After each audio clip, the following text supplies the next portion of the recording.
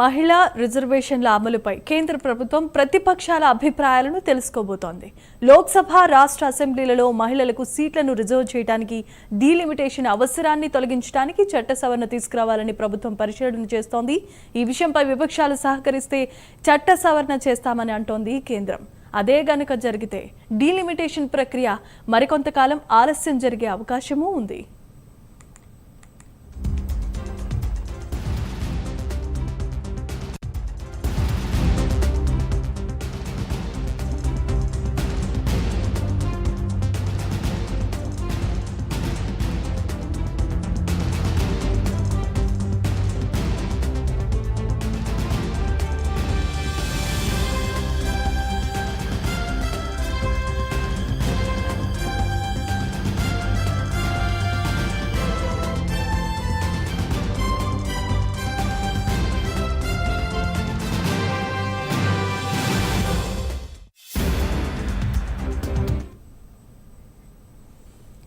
మహిళా రిజర్వేషన్ల అమలుపై కేంద్రం ప్రభుత్వం ప్రతిపక్షాల అభిప్రాయాలు తెలుసుకోబోతోంది. లోక్సభ, రాష్ట్ర అసెంబ్లీలలో మహిళలకు సీట్లను రిజర్వ్ చేయడానికి డీలిమిటేషన్ అవసరాన్ని తొలగించడానికి చట్ట సవరణ తీసుకురావాలని ప్రభుత్వం పరిశీలిస్తోంది.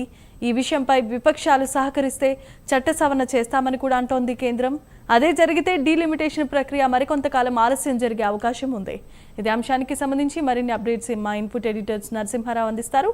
నరసింహారావు, కేంద్ర ప్రభుత్వం ఒక కీలక నిర్ణయాన్ని తీసుకోబోతున్నట్టుగా సమాచారం అందుతుంది. ముఖ్యంగా మహిళా రిజర్వేషన్లకు సంబంధించి అంటే చట్టసభల్లో ఇటు లోక్సభలో అయినా అసెంబ్లీలో అయినా 33% రిజర్వేషన్లు అమలు చేయడానికి సంబంధించిన ప్రక్రియను మరికొంత వేగవంతం చేయాలని నిర్ణయించింది. ఇప్పటికే లోక్సభ, రాజ్యసభ ఈ రిజర్వేషన్లకు సంబంధించి బిల్లులను అయితే ఆమోదించాయి, కానీ ఇంప్లిమెంటేషన్ అంటే అమలుకి సంబంధించినంత వరకు సాంకేతికంగా ఒక సమస్య ప్రస్తుతం కేంద్ర ప్రభుత్వం వద్ద ఉంది. అదే సెన్సెస్, అదేవిధంగా డీలిమిటేషన్ ప్రక్రియ పూర్తయిన తర్వాతనే 33% రిజర్వేషన్లు అమలు చేయాలనే నిబంధన ఉన్న నేపథ్యంలో దానిని చట్ట సవరణ చేసే అంశానికి సంబంధించి విపక్షాల సహకారాన్ని కోరాలని చెప్పి కేంద్ర ప్రభుత్వం భావిస్తుంది. ఈ మేరకు విపక్షాలతో చర్చలు జరిపేందుకు కూడా కేంద్ర ప్రభుత్వం కొత్త ప్రక్రియను ప్రారంభించినట్టుగా కనిపిస్తుంది. ఇదే జరిగితే అతి త్వరలోనే 33% రిజర్వేషన్లకు సంబంధించిన అమలు వెంటనే ప్రారంభమయ్యే అవకాశం ఉంటుంది. అంటే జరగబోయే అంటే 2029లో జరగబోయే లోక్సభ గానీ అసెంబ్లీ ఎన్నికలకు సంబంధించినంత వరకు పూర్తిగా 33% రిజర్వేషన్ల అమలుతోనే జరిగే అవకాశం ఉంటుంది. అదే జరిగితే